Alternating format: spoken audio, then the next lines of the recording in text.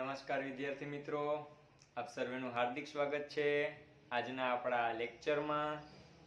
બાળકો, ગયા વખતે આપણે 21મું પ્રકરણ પૂર્ણ કર્યું અને એમની અંદર માનવ કાન વિશે અભ્યાસ કર્યો. આજના લેક્ચરની અંદર આપણે હવે નવું પ્રકરણ એટલે કે ચેપ્ટર નંબર 22મું શરૂ કરવા જઈ રહ્યા છીએ. બરાબર છે? ઓકે. તો શરૂઆતમાં આપણો મેઇન લોહીમાં ભળેલો ટોપિક એવરીવેર ઇઝ બાયોલોજી. બરાબર. અને આગળ વધીએ છીએ. ચેપ્ટર નંબર 22 નું જે નામ છે રાસાયણિક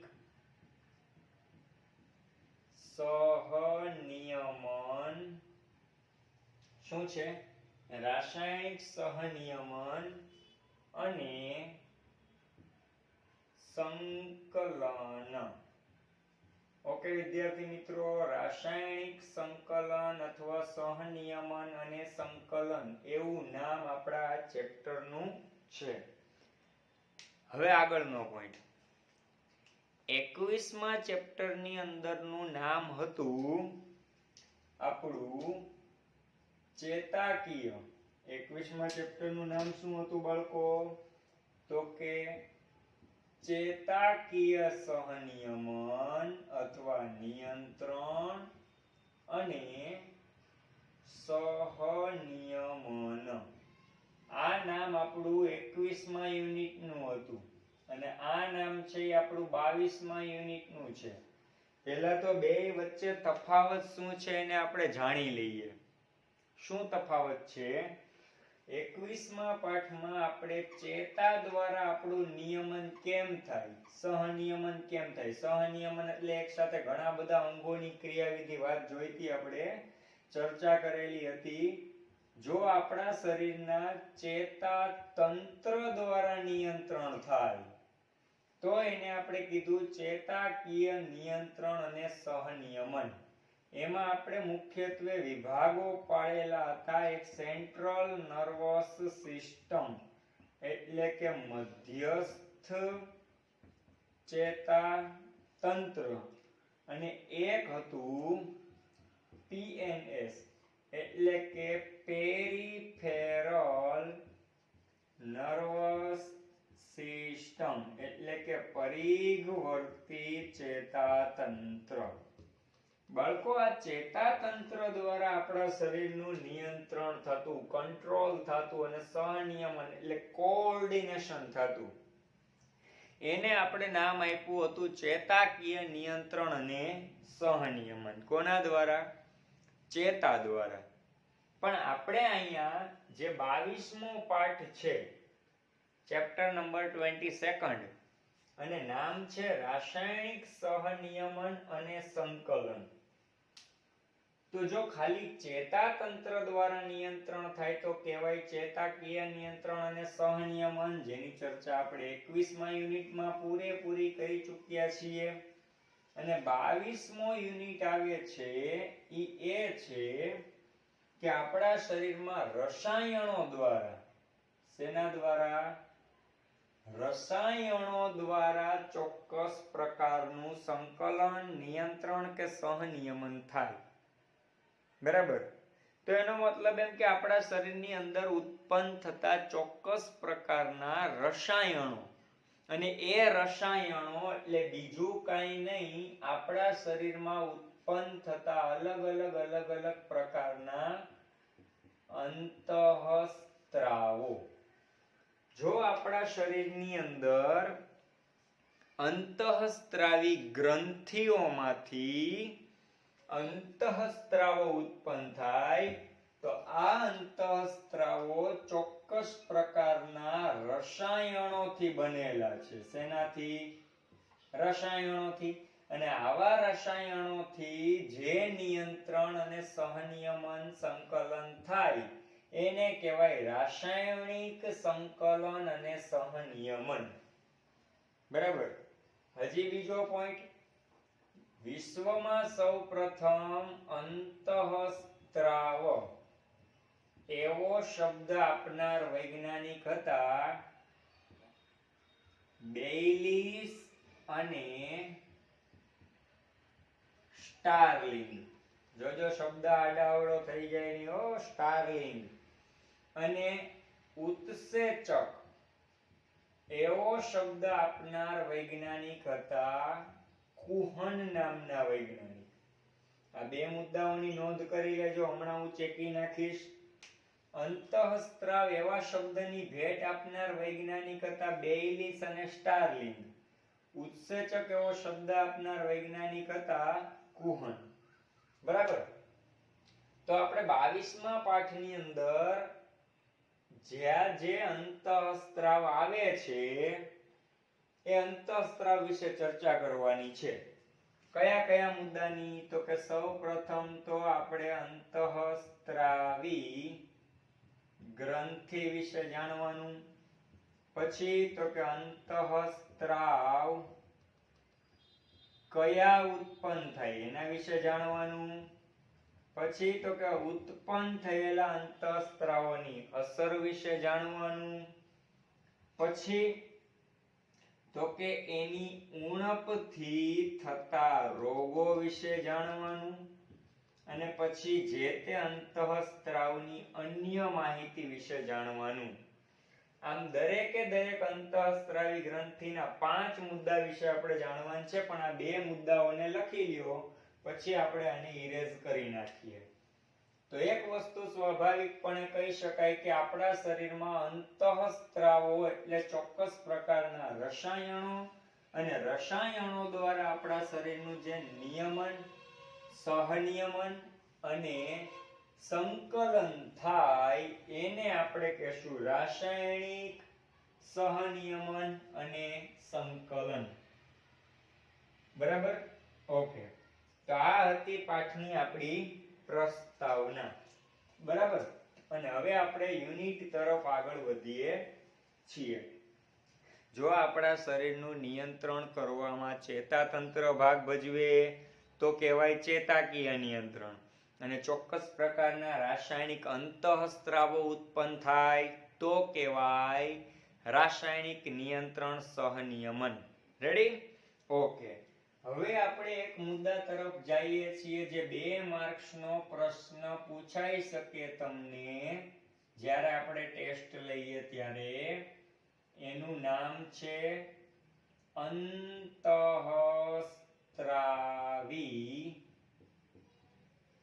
ગ્રંથિના લક્ષણો. અંતઃસ્ત્રાવી ગ્રંથિના લક્ષણો જણાવો એવો પ્રશ્ન પૂછાઈ શકે ભાઈ. બરાબર? ઓકે. તો એમાં પહેલો મુદ્દો લખી શકાય કે અંતઃસ્ત્રાવો ઉત્પન્ન કરતી ગ્રંથિને અંતઃસ્ત્રાવી ગ્રંથિ કહે છે. ઓકે, આ તો સિમ્પલ છે મુદ્દો. જે ગ્રંથિમાંથી અંતઃસ્ત્રાવ ઉત્પન્ન થાય એને અંતઃસ્ત્રાવી ગ્રંથિ કહેવાય. પણ યાદ રાખજો, જે ગ્રંથિમાંથી અંતઃસ્ત્રાવ નહીં ઉત્સેચક ઉત્પન્ન થાય એને બહિર્સ્ત્રાવી ગ્રંથિ કહેવાય. કઈ ગ્રંથિ? બહિર્સ્ત્રાવી. પહેલો મુદ્દો ક્લિયર. બીજા મુદ્દામાં આપણે આગળ વધીએ છીએ કે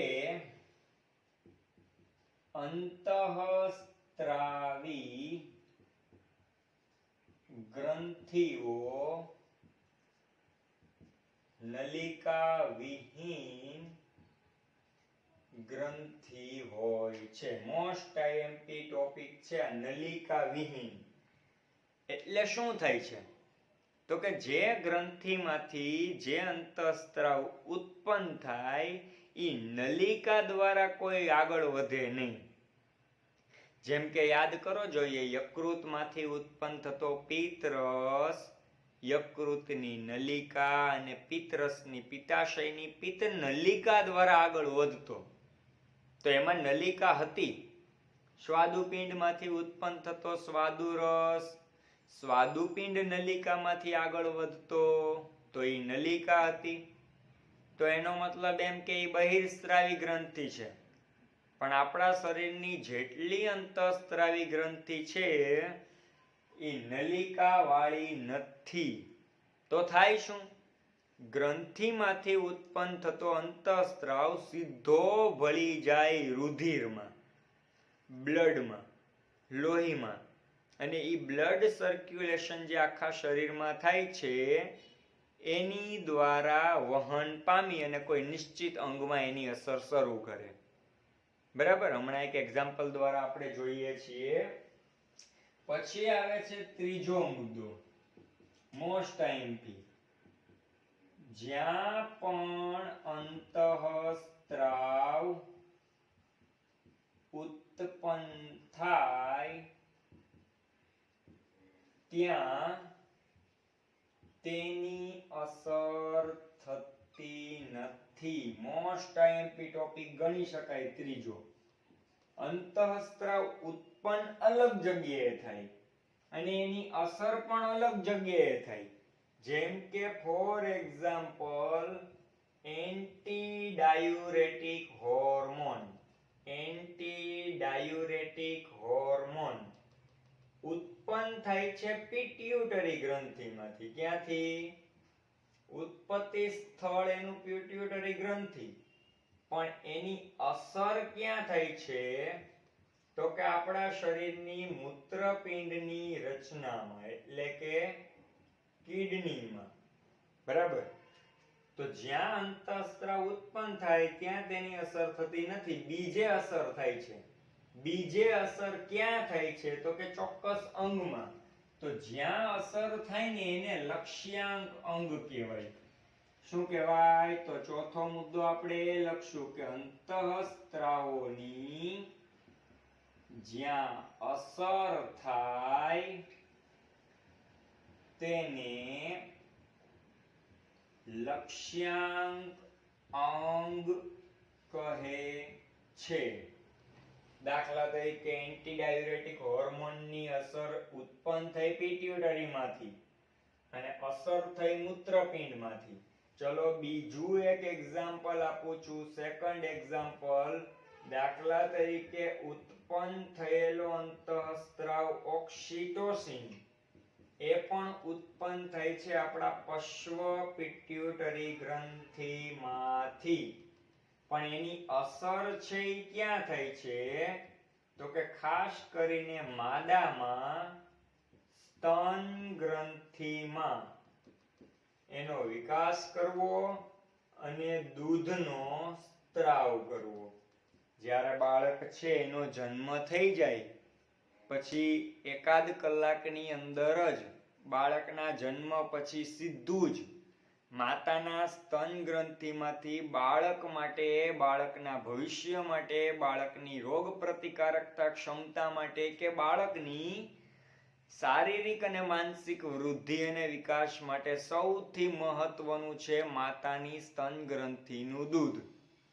ઘણી વખત ન્યૂઝપેપરની અંદર આવે છે, એડવર્ટાઇઝમાં આવે છે, ટીવી એડવર્ટાઇઝ જાહેરાતમાં આવે છે કે બાળકના જન્મ પછી 6 મહિના સુધી તો ઓછામાં ઓછું બાળકને માતાની સ્તન ગ્રંથિનું દૂધ જ પીવડાવવું, બીજું કોઈ ખોરાક ન આપવું. કારણ કે માતાના દૂધમાં રહેલા અલગ અલગ પ્રકારના એન્ટીબોડી અને માતાના દૂધની અંદર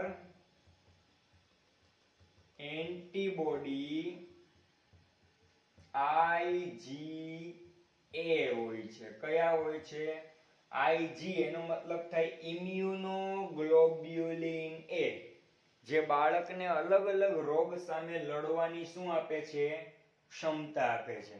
બરાબર, તો જોવો જોઈએ અંતઃસ્ત્રાવ ઓક્સિટોસિન ઉત્પન્ન થયો પશ્વ પિટ્યુટરીમાંથી અને અસર કરી માતાની અંદર માદામાં સ્તન ગ્રંથિનો વિકાસ અને દૂધનો સ્ત્રાવની. તો ચોથો મુદ્દો આપણે બેશક કહી શકીએ કે અંતઃસ્ત્રાવ જ્યાં ઉત્પન્ન થાય ત્યાં તેની અસર થતી નથી અને જ્યાં તેની અસર થાય તેને કેવું અંગ કહેવાય છે? લક્ષ્યાંક અંગ. 4 મુદ્દાઓ મગજમાં આવ્યા. 5મો મુદ્દો છે અંતઃસ્ત્રાવો સંદેશાવાહક છે. સંદેશાવાહક ઈ શું કરે છે તો કે મેસેજ આપવાનું કામ કરે છે કે ભાઈ હું ઓક્સિટોસિન છું, પિટ્યુટરી માંથી ઉત્પન્ન થયો છું અને મારા લીધે એક કામ થવું જોઈએ, મેસેજ મળ્યો સ્તન ગ્રંથિને. શું કરવાનું છે તો કે સ્તન ગ્રંથિનો વિકાસ કરવાનો છે. તરુણાવસ્થામાં આપણને ખ્યાલ છે કે માદા પ્રજનન તંત્રનો એક સહાયક પ્રજનન અંગ તરીકે સ્તન ગ્રંથિ ભાગ ભજવે છે. પણ તરુણાવસ્થા શરૂ થાય છતાં પણ સ્તન ગ્રંથિ કદમાં નાની રહેતી હોય તો એનો મતલબ એમ કે એ વ્યક્તિમાં ઓક્સિટોસિન નામના અંતઃસ્ત્રાવનો સ્ત્રાવ ઓછો છે, બરાબર. અને મેસેન્જર તરીકે કામ કર્યું, એક સંદેશો આપ્યો કે ભાઈ હું પિટ્યુટરીમાંથી ઉત્પન્ન થયેલો એન્ટીડાયુરેટિક હોર્મોન છું, મારું કામ મૂત્રપિંડમાંથી પાણીનું શોષણ કરવાનું છે, બરાબર. એક સંદેશાવાહક તરીકે વર્તે છે. અને છઠ્ઠું લાસ્ટ પોઈન્ટ, અંતઃસ્ત્રાવો બિન પોષક રસાયણો છે. શું કીધું? બિન પોષક, એમાંથી આપણને પોષણ મળતું નથી. તો તમને એવો પ્રશ્ન પૂછાય 2 માર્કનો કે અંતઃસ્ત્રાવી ગ્રંથિના લક્ષણો જણાવો તો કે અંતઃસ્ત્રાવ ઉત્પન્ન કરતી ગ્રંથિને અંતઃસ્ત્રાવી ગ્રંથિ કહેવાય. જો ઉત્સેચક ઉત્પન્ન કરે તો એને બહિર્સ્ત્રાવી કહેવાય. બીજું, અંતઃસ્ત્રાવી ગ્રંથિઓ નલિકાવિહીન ગ્રંથિ છે 100%. જ્યારે બહિર્સ્ત્રાવી હોય તો કેવી હોય? નલિકામય, એમાં નલિકા હોય, બરાબર. તો આમાં નલિકા નથી તો શું થાય તો કે જે ગ્રંથિમાંથી અંતઃસ્ત્રાવ ઉત્પન્ન થાય ઈ ગ્રંથિનો અંતઃસ્ત્રાવ સીધો રુધિરમાં ભળી જાય. જ્યાં ઉત્પન્ન થાય ત્યાં તેની અસર થતી નથી અને જ્યાં અસર થાય રુધિરમાં ભળીને રુધિરની સાથે વહન પામતો જાય અને જ્યાં અસર કરે ઈ એનું લક્ષ્યાંક અંગ કહી શકાય. પેલો મુદ્દો મગજમાં બેઠો. ફોર એક્ઝામ્પલ, પિટ્યુટરી છે એ એનું ઉત્પત્તિ સ્થળ છે એન્ટીડાયુરેટિક હોર્મોનનું. એની અસર મૂત્રપિંડમાં થઈ, કિડનીમાં થઈ, પાણીનું પુનઃ શોષણ કર્યું મૂત્રમાંથી, તો મૂત્રપિંડ છે એનું શું થયું તો કે લક્ષ્યાંક અંગ. જેમ કે પશ્વ પિટ્યુટરી ગ્રંથિમાંથી ઉત્પન્ન થયો ઓક્સિટોસિન, એનું ઉત્પત્તિ સ્થળ થયું તો એની અસર ક્યાં થઈ તો કે માદા પ્રજનન તંત્રમાં સ્તન ગ્રંથિ અને દૂધનો સ્ત્રાવ. તો ઉત્પત્તિ સ્થળ પશ્વ પિટ્યુટરી થયું ઓક્સિટોસિન માટે અને એની અસર થઈ સ્તન ગ્રંથિ અને એના દૂધનો સ્ત્રાવ તેમજ એનો વિકાસ. તો આ એનું લક્ષ્યાંક અંગ થયું. પાંચમો મુદ્દો છે અંતઃસ્ત્રાવો સંદેશાવાહક છે. ઈ એક મેસેજ આપે છે. ફોર એક્ઝામ્પલ કે ભાઈ હું ગ્રોથ હોર્મોન છું તો મારો મેસેજ એવો છે કે શરીરની વૃદ્ધિ અને વિકાસની ક્રિયાવિધિમાં ભાગ ભજવવો. એક મેસેજ આપ્યો છે, બરાબર, એક સંદેશો આપ્યો છે. એટલે સંદેશો વાહક છે. ને લાસ્ટ પોઈન્ટ બિન પોષક અંતઃસ્ત્રાવ છે. ધેટ મીન્સ એમાંથી આપણને કોઈ ન્યુટ્રિશન્સ પોષણ મળતું નથી. તો 2 માર્કમાં મોસ્ટ આઈએમપી ટોપિક છે. આનો સ્ક્રીનશોટ લેવો હોય તો લઈ લેજો. 1, 2, 5 સેકન્ડ તમને સમય આપવામાં આવે છે. 2 માર્કમાં મોસ્ટ આઈએમપી પૂછાઈ શકે. આને ચેકી અને આપણે નવા ટોપિક તરફ આગળ વધીએ. ચાલો સ્ક્રીનશોટ લઈ લ્યો.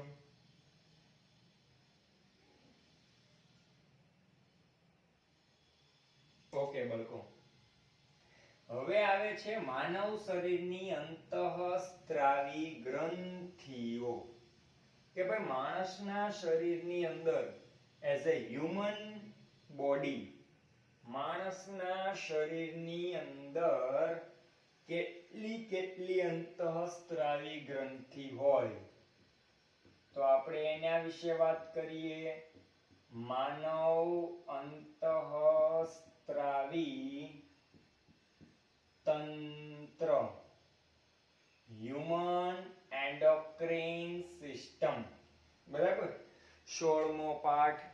એટલે ડાયજેશન સિસ્ટમ, પાચન તંત્ર. 17મો પાઠ એટલે રેસ્પિરેટરી સિસ્ટમ, શ્વસન તંત્ર. પહેલો પાચન તંત્ર, પછી 17મો પાઠ શ્વસન તંત્ર.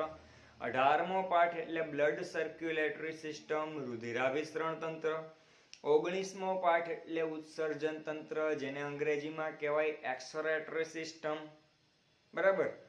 20મો પાઠ પ્રચલન અને હલનચલન. હલનચલન સ્નાયુથી થાય એટલે એને કહી શકાય મસ્ક્યુલર સિસ્ટમ અથવા મસલ્સ સિસ્ટમ, અને પ્રચલન અસ્થિથી થાય એટલે બોન સિસ્ટમ, હાડકાઓનું તંત્ર, સ્કેલેટલ સિસ્ટમ પણ કહેવાય. 21મો પાઠ હતો ચેતાતંત્ર, એને કહેવાય નર્વસ સિસ્ટમ અથવા ન્યુરલ સિસ્ટમ. અને 22મો પાઠ છે અંતઃસ્ત્રાવી તંત્ર. અંતઃસ્ત્રાવી તંત્રને કહેવાય endocrine system. So we are going about the learning of human endocrine system. Do you understand? બોલો યા એમ બોલો બોલો. નો સમજાય તો અંગ્રેજીમાં યા કરો એટલે સામેવાળાને એમ થાય કે સમજાય. બરાબર. તો આપણે હવે માનવ અંતઃસ્ત્રાવી તંત્ર વિશેની વાત કરીએ છીએ. માનવ અંતઃસ્ત્રાવી તંત્રમાં કોનો સમાવેશ થાય તો કે અલગ અલગ પ્રકારની અંતઃસ્ત્રાવી ગ્રંથિઓની. બરાબર. કેવી કેવી અંતઃસ્ત્રાવી ગ્રંથિઓ માનવ શરીરમાં છે તો કે પહેલી હાઇપોથેલેમસ. આપણે મગજ વિશે વાત કરતા હતા ત્યારે આપણે આની ચર્ચા કરી ચૂક્યા. બીજું પિટ્યુટરી ગ્રંથિ. બરાબર. ત્રીજું પિનિયલ ગ્રંથિ. ચોથું થાઇરોઇડ ગ્રંથિ. પાંચમું પેરાથાઇરોઇડ ગ્રંથિ. છઠ્ઠું થાઇમસ ગ્રંથિ. સાતમું સ્વાદુપિંડ. આઠમું એડ્રિનલ ગ્રંથિ. જોતા જાજો ભાઈ. પછી 9મી ગ્રંથિ માત્ર નર પ્રજનન તંત્રમાં જોવા મળે, શુક્રપિંડ. અને 10મું અંડપિંડ. બરાબર. અને અન્ય અમુક અંગ એવા છે જે અંતઃસ્ત્રાવી ગ્રંથિ નથી પણ છતાંય અંતઃસ્ત્રાવ ઉત્પન્ન કરે છે, જેની અંદર આપણે અલગ અલગ મુદ્દાઓનો સમાવેશ કરી શકીએ, જેમ કે હૃદય, મૂત્રપિંડ, યકૃત વગેરે વગેરે. બરાબર. અને જઠરાંત્રિય માર્ગો. ઓકે. તો આટલી ગ્રંથિઓ વિશે આપણે આ પાઠમાં ભણવાનું છે. એમાં પહેલું હું તમને અહીંયા લિસ્ટ બનાવું છું કે ભાઈ આપણે અંતઃસ્ત્રાવી ગ્રંથિઓથી બનતું અંતઃસ્ત્રાવી તંત્ર અને તંત્રમાં ભાગ ભજવતી ગ્રંથિ, એમાં આપણા શરીરમાં કુલ કેટલા અંતઃસ્ત્રાવો ભાગ ભજવે એના વિશે આપણે ચર્ચા કરવાની થશે આખા પાઠમાં. બરાબર. તો હાઇપોથેલેમસ છે એમાંથી 2 અંતઃસ્ત્રાવ ઉત્પન્ન થાય. પિટ્યુટરી ગ્રંથિમાંથી 9 અંતઃસ્ત્રાવ ઉત્પન્ન થાય. પિનિયલ ગ્રંથિમાંથી માનવ મગજ વિશે ભણતા હતા ત્યારે મેં તમને કીધું હતું કે પિનિયલ ગ્રંથિમાંથી મેલેટોનિન નામનો અંતઃસ્ત્રાવ ઉત્પન્ન થાય જે શરીરની 24 કલાકની ક્રિયાવિધિને આગળ વધારે છે. એકમાત્ર અંતઃસ્ત્રાવ. થાઇરોઇડ ગ્રંથિમાંથી 3 અંતઃસ્ત્રાવ. પેરાથાઇરોઇડ ગ્રંથિમાંથી 1 અંતઃસ્ત્રાવ. થાઇમસ ગ્રંથિમાંથી પણ 1 અંતઃસ્ત્રાવ. સ્વાદુપિંડની વાત કરીએ તો તમારી બુકમાં છે 2 અંતઃસ્ત્રાવ લખેલા, પણ હું તમને 3 અંતઃસ્ત્રાવની ડિટેલ આપીશ. જ્યારે એડ્રિનલ ગ્રંથિમાંથી 5 અંતઃસ્ત્રાવ ઉત્પન્ન થયા. આના ટોટલ કેટલા થાય છે? 9 ને 2 11, 11 ને 1 12, 12 ને 3 15, 15 ને 1 16, ને 1 17, ને 3 20, ને 5 25. આ વિભાગના 25 અંતઃસ્ત્રાવ. આ બાજુ તો કે શુક્રપિંડમાંથી તમે લોકો ભણી ગયા કે ટેસ્ટોસ્ટેરોન નામનો એક અંતઃસ્ત્રાવ ઉત્પન્ન થાય. અંડપિંડમાંથી ઇન્સ્ટ્રોજન, પ્રોજેસ્ટેરોન જેવો અંતઃસ્ત્રાવ 2 ઉત્પન્ન થાય, જે માસિક ચક્રની ક્રિયાવિધિને બેલેન્સમાં રાખે. અને અન્યમાં હૃદયમાંથી, કર્ણકની દિવાલમાંથી 1 ઉત્પન્ન થાય, મૂત્રપિંડમાંથી પણ 1 ઉત્પન્ન થાય, અને યકૃત પ્લસ જઠરાંત્રિય માર્ગમાંથી ટોટલ 4 ઉત્પન્ન થાય.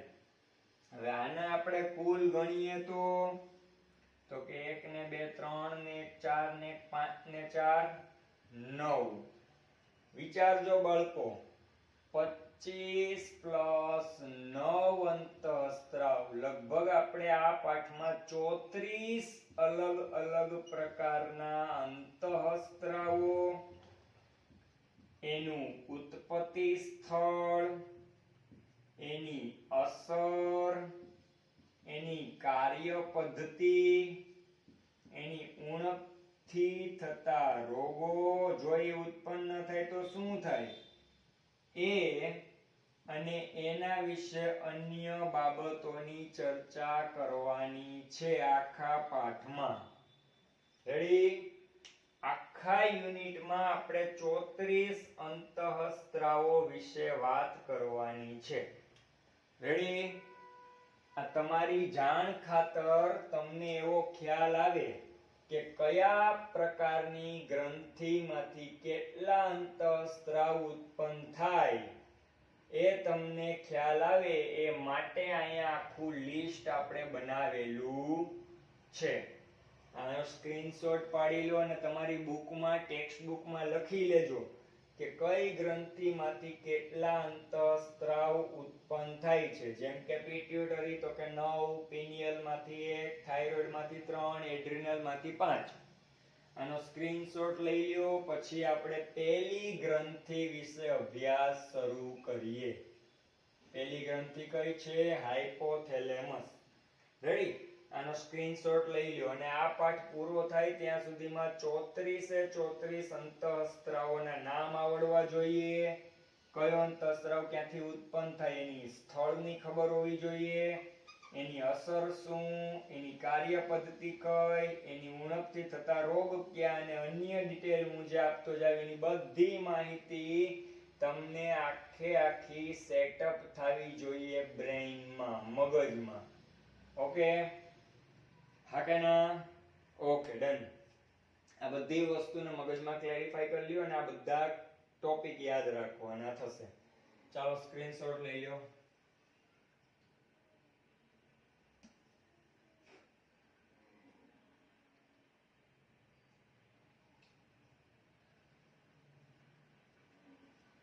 ઓકે, ચલો હવે પહેલી ગ્રંથિ આવે હાઇપોથેલેમસ, 2 અંતઃસ્ત્રાવ, અને પિટ્યુટરીના 9 અંતઃસ્ત્રાવ. યાદ રાખજો, હાઇપોથેલેમસના 2, પિટ્યુટરીના 9. રેડી? ઓકે, આના ઉપરથી આપણે આગળ વધીએ છીએ. કુલ 34 અંતઃસ્ત્રાવની ચર્ચા આપણે આ ચેપ્ટરમાં કરવાની છે. રેડી બાળકો? ઓકે. પહેલી અંતઃસ્ત્રાવી ગ્રંથિ આવી હાઇપોથેલેમસ. ઓકે બાળકો, કોઈ પણ ગ્રંથિ વિશે તમારે જ્યારે વાત આવે, હમણાં આપણે લિસ્ટ બનાવ્યું હતું એ પ્રમાણે, બરાબર, તો તમારે એને અમુક મુદ્દાઓમાં, વિભાગમાં યાદ રાખવાનું છે. જેમ કે હાઇપોથેલેમસનું સ્થાન માનવ શરીરમાં, યાદ કરો આપણે હાઇપોથેલેમસની વાત કરતા હતા ત્યારે, મગજની વાત કરતા હતા ત્યારે, આખા મગજને કેટલા ભાગમાં વિભાજિત કર્યું હતું? 3 ભાગમાં. એક અગ્ર મગજ, એક મધ્ય મગજ અને એક પશ્વ મગજ. અગ્ર મગજના 3 ભાગ: ઘ્રાણપિંડ, બૃહદ મસ્તિષ્ક ગોળાર્ધ અને આંતર મસ્તિષ્ક. આંતર મસ્તિષ્કના પાછા 3 ભાગ. ઉપરનો છત વાળો ભાગ હતો એને આપણે નામ આપ્યું હતું એપિથેલેમસ. બરાબર. ડાબી અને જમણી બાજુ હતું એને નામ આપ્યું હતું થેલેમસ. અને તળિયાનો ભાગ હતો એને નામ આપ્યું હતું હાઇપોથેલેમસ. રેડી? તો લખી શકાય કે હાઇપોથેલેમસ નું સ્થાન અગ્ર મગજના આંતર મસ્તિષ્કનું તળિયું છે. શું છે? આંતર મસ્તિષ્કનો તળિયાવાળો ભાગ. એપિથેલેમસ છત વાળો ભાગ છે. હાઇપોથેલેમસ કેવો ભાગ છે? તળિયાનો ભાગ. અને યાદ કરો, મેં તમને કીધું તું કે એનું વજન માત્ર ને માત્ર 4 ગ્રામ છે. કેટલા ગ્રામ? 4 ગ્રામ છે. અને હાઇપોથેલેમસ તો વિશિષ્ટ રીતે કામ કરે છે. કઈ રીતે કામ કરે? તો કે બ્રેઇન ઓફ બ્રેઇન. મગજનું પણ મગજ તરીકે કામ કરે છે. એક મગજના ભાગ તરીકે કામ કરે અને એક મગજના ભાગ તરીકેની સાથે સાથે અંતઃસ્ત્રાવી ગ્રંથિ તરીકે પણ કામ કરે. બરાબર? તો આંતર મસ્તિષ્કનું તળિયાનો ભાગ એટલે હાઇપોથેલેમસ, જે આવો તળિયાનો ભાગ છે. મગજના એક ભાગ સાથે સાથે આંતર મસ્તિષ્કનો તળિયાનો ભાગ અંતઃસ્ત્રાવી ગ્રંથિ તરીકે પણ કામ કરે છે. આટલી વસ્તુ મગજમાં બેઠી. હવે વાત આવે છે એમાંથી ઉત્પન્ન થતા અંતઃસ્ત્રાવો. એમાંથી કેટલા અંતઃસ્ત્રાવ ઉત્પન્ન થાય? હમણાં તમને મેં આખું લિસ્ટ બનાવ્યું તો કઈ ગ્રંથિમાંથી કેટલા અંતઃસ્ત્રાવ ઉત્પન્ન થાય એનું. બરાબર? તો તમને સીધો ખ્યાલ આવ્યો હતો કે હાઇપોથેલેમસ માંથી 2 અંતઃસ્ત્રાવો ઉત્પન્ન થાય છે. કયા કયા? એનો ખ્યાલ નથી તો નો પ્રોબ્લેમ. પહેલો અંતઃસ્ત્રાવ ઉત્પન્ન થાય છે RH અને બીજો અંતઃસ્ત્રાવ ઉત્પન્ન થાય છે IH. રેડી? ઓકે. હવે આપણે એની અંતઃસ્ત્રાવોની ઉત્પત્તિની વાત થઈ ગઈ. બાળકો, RH નો અર્થ થાય છે રિલીઝિંગ હોર્મોન. અંગ્રેજી શબ્દ. ગુજરાતી શબ્દ પ્રેરક અંતઃસ્ત્રાવ. અને IH નું ફૂલ ફોર્મ થાય છે ઇન્હિબિટરી હોર્મોન.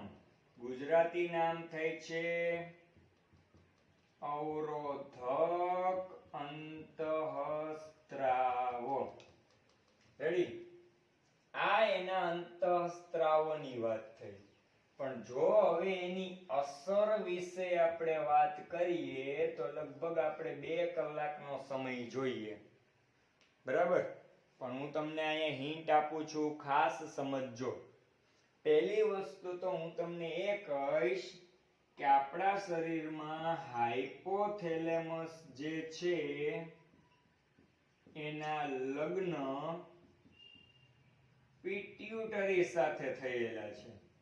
બરાબર? કોની હારે લગ્ન થયા છે? પિટ્યુટરી હારે. એમાં હાઇપોથેલેમસ છે એ પતિ તરીકેની ભૂમિકા ભજવે, પિટ્યુટરી એની પત્ની તરીકેની ભૂમિકા ભજવે છે. That means hypothalamus and pituitary are connected with the relation of husband and wife. Do you understand? Yeah. Hypothalamus પતિ, pituitary પત્ની. હાઇપોથેલેમસ જેમ કે એમ એનું કામ કોને કરવાનું હોય? એની પત્ની પિટ્યુટરીને. બરાબર.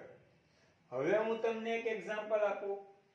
જેમ કે આપણા હાઇપોથેલેમસ માંથી RH ઉત્પન્ન થાય અને એની અસર પિટ્યુટરીના GH સાથે થાય અને જોડ બને RHGH. ભાઈ GH એટલે ગ્રોથ હોર્મોન. ગ્રોથ હોર્મોન નું કામ શું? વૃદ્ધિ કરવાનું. જો RHGH ની જોડ બને તો આપણી અંદર વૃદ્ધિ વધારે થાય. કારણ કે RH કેવો છે? પ્રેરક અંતઃસ્ત્રાવ છે, વૃદ્ધિની પ્રક્રિયાને વધારે છે. પણ માની લો કે આ હાઇપોથેલેમસ માંથી RH ની જગ્યાએ IH ઉત્પન્ન થાય અને એની અસર GH ની સાથે જોડ બને. તો જોડ બનવાની છે કઈ? તો કે IHGH. IH એટલે ઇન્હિબિટરી હોર્મોન, GH એટલે ગ્રોથ હોર્મોન. બેયની જોડ બની ઇન્હિબિટરી હોર્મોન, ગ્રોથ હોર્મોન. ઇન્હિબિટરી હોર્મોન તો કેવો છે? અવરોધક અંતઃસ્ત્રાવ છે. અવરોધક છે એટલે અહીંયા વૃદ્ધિની પ્રક્રિયા જે છે એ વધારે નહીં થાય. કેવી થશે? અવરોધાશે. આ મગજમાં આવવું જોઈએ. બરાબર. મતલબ એક સાફ છે આના ઉપરથી કે હાઇપોથેલેમસ માંથી RH ઉત્પન્ન થાય અને ઈ પિટ્યુટરીના કોઈ પણ સાથે, પિટ્યુટરીના જ અંતઃસ્ત્રાવ સાથે જો જોડ બનાવે RH તો પ્રક્રિયામાં વધારો થશે. અને જો હાઇપોથેલેમસ માંથી IH ઉત્પન્ન થાય અને પિટ્યુટરીના 9 માંથી કોઈ એક અંતઃસ્ત્રાવ સાથે જોડ બને IH ની તો ઈ અવરોધ હશે. કારણ કે IH છે એ કેવો છે? અવરોધક છે. બરાબર. એવી રીતે હું તમને એક બીજું એક્ઝામ્પલ આપું.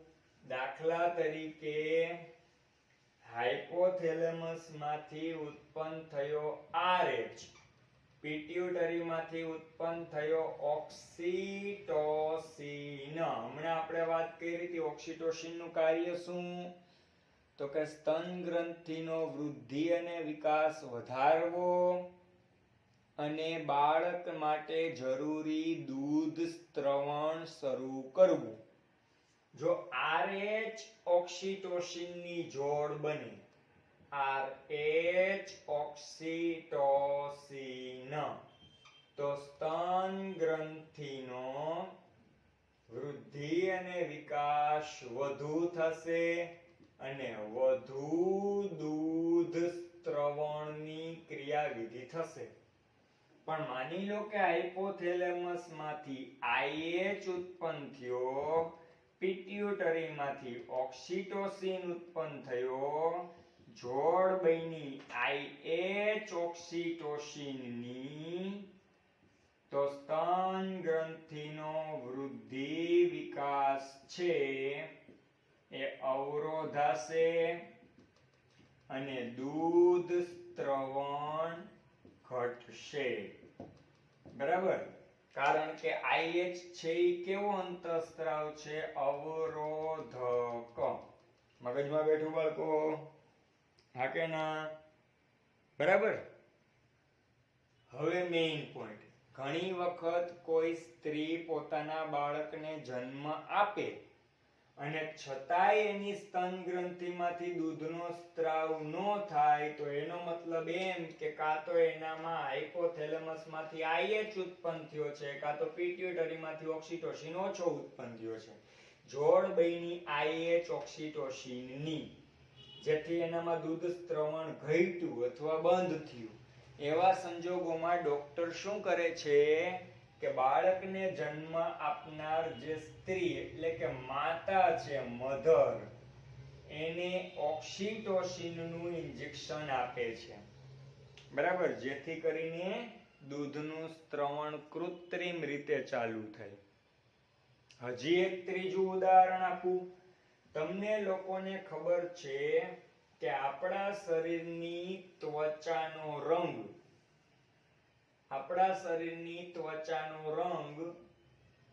MSH નામના અંતઃસ્ત્રાવથી થાય છે, જેનો અર્થ થાય છે મેલેનોસાઇટ્સ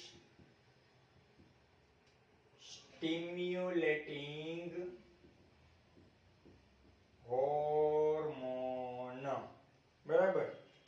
હવે વિચારવાનો પોઈન્ટ એ આવ્યો કે દુનિયામાં અમુક લોકો બહુ રૂપાળા, અડો તો ડાઘ પડી જાય એવા, અને અમુક લોકો એવા છે એટલા કાળા બિલાડા જેવા કે એને ડવ હાબુથી નવડાવો ને તો એ માણા ધોળો ન થાય, પણ ડવ હાબુ કાળો થઈ જાય.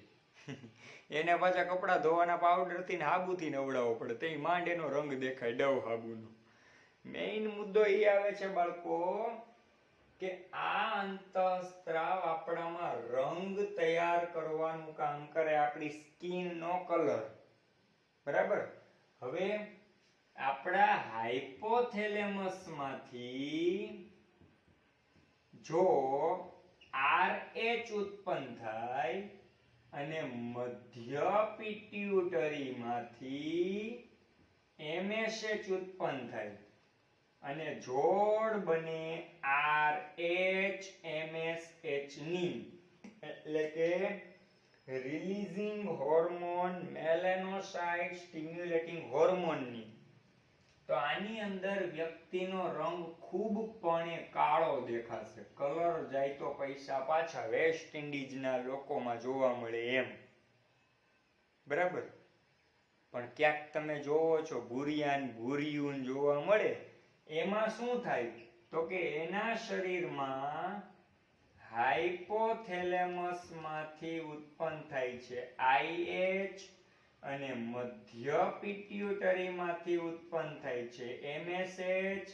જોડ બને IH MSH ની, તો ઇન્હિબિટરી હોર્મોન અવરોધનું કામ કરે. કોનો અવરોધ કરવો? તો કાળા રંગનો અવરોધ કરવો.